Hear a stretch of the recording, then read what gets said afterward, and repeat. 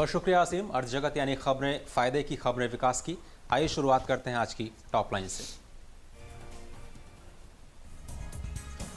BRICS देशों की बैठक में अगले 5 साल में आपसी कारोबार को दोगुना करने का तय किया गया लक्ष्य। 250 अरब डॉलर के कारोबार को 500 अरब के स्तर पर ले जाने पर बनी सहमति। टैक्स और कस्टम सुविधाओं में सहयोग पर हुआ समझौता। ब्रिक्स देशों ने अपनी अलग से क्रेडिट रेटिंग एजेंसी बनाने का लिया फैसला। अगले साल ब्रिक्स बैंक 2.5 अरब डॉलर के कर्ज देगा। ग्रीन प्रोजेक्ट्स को मिलेगी प्राथमिकता। अभी तक 900 मिलियन का लोन दे चुका है ये बैंक। बड़े करदाताओं की आयकर रिटर्न भरने की आज है अंतिम तारीख। इनकम डिक्लेरेशन स्कीम की वजह से बढ़ा दी गई थी अंतिम तारीख। 1 करोड़ से ज्यादा बिजनेस इनकम के लिए 30 सितंबर होती है अंतिम तारीख।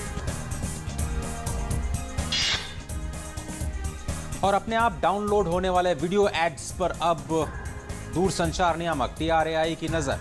न चाहते हुए भी आपको चुकाना पड़ता है डेटा का खर्च। TRAI के सर्वे में पूरे देश में ग्राहकों को होती है ये परेशानी। और गोवा में रविवार को ब्रिक्स व्यापार परिषद की बैठक भी हुई।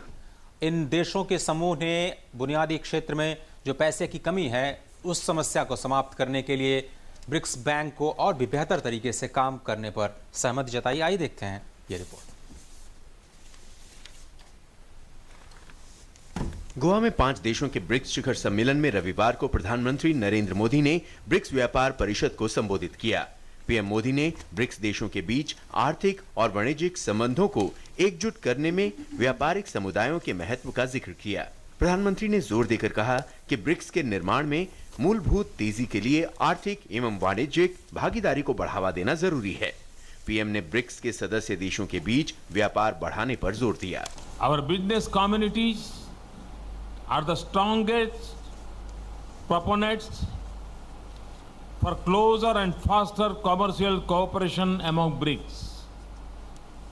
The partnership creates wealth and value in our societies and enhance productivity and create jobs in our economies through technological innovations and capacity addition. PM Modi ने ब्रिक्स देशों के बैंक न्यू डेवलपमेंट बैंक की सफलता पर खुशी जाहिर की। पीएम ने ब्रिक्स व्यापार सम्मेलन में कहा कि एनडीबी की सफलता सभी सदस्य देशों के साझा प्रयास के जरिए हो पाई है। उन्होंने कहा कि हमारी प्राथमिकता स्वच्छ ऊर्जा, हरित और टिकाऊ बुनियादी ढांचे पर आधारित रही है।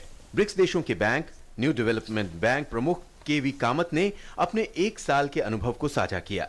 उन्होंने कहा ऋण की पर्याप्त राशि सभी सदस्य देशों में वितरित कर दी गई है, जबकि आने वाले वर्षों में भुगतान की राशि में वृद्धि की जाएगी।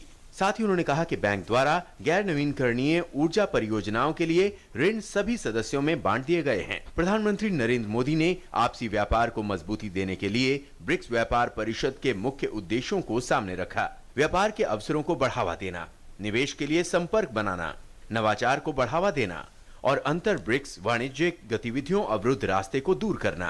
प्रधानमंत्री मोदी ने कहा कि आपसी व्यापार बढ़ने से न सिर्फ आर्थिक तरक्की तेज होगी बल्कि रोजगार के अवसर भी बढ़ेंगे। ऐसे में ब्रिक्स देशों को आपसी निवेश भी बढ़ाने की जरूरत है। अपने सहयोगी अमृतपाल सिंह और कैमरामैन लक्ष्मीकांत के साथ सुधाकर दास, DD न्यूज, गोवा। और अब दुनिया भर के बाजारों पर एक निगाह डाल लेते हैं। शुरुआत करते हैं अमेरिकी बाजारों से। देखते हैं शुक्रवार को कैसे अमेरिकी बाजारों ने बिहेव किया। और फायदे के साथ बंद हुआ डाउ जोन्स करीब 39 अंकों पर। S&P 500 और नैस्डैक काफ़ी फ्लैट बंद हुए। यूरोपीय बाजारों का रुख करते हैं और देखते हैं कि क्या अमेरिकी बाजारों में जो तेज़ी है उसका असर यूरोपियन बाजारों पर भी पड़ा। बिल्कुल 36 अंकों पर लंदन के बाजार में तेज़ी देखी गई शुक्रवार को। टैक्स यानी जर्मनी के बाजार में 166 अंकों की सबसे ज़्यादा तेज़ी और 66 अंक ऊपर फ्रांस का बाजार। एशियाई बाजार इस वक्त कारोबार कर रहे हैं। जापान के बाजार में बढ़त दिख रही है, लेकिन कोरिया और हांगकांग के बाजार में इस वक्त गिरावट दिख रही है। SGX निफ्टी यानी जो भारतीय बाजार सिंगापुर एक्सचेंज पर ट्रेड होता है वहाँ भी थोड़ी सी बिकवाली का दबाव आज देखने को मिल रहा है। भारतीय बाजार शुक्रवार को फायदे के साथ बंद हुए। आज है हफ्ते का पहला दिन, देखना होगा कि कैसे बाजारों की शुरुआत होती है। तो फिलहाल अर्थ जगत में सिर्फ इतना ही। वापस चलते हैं हसीन और जया के पास।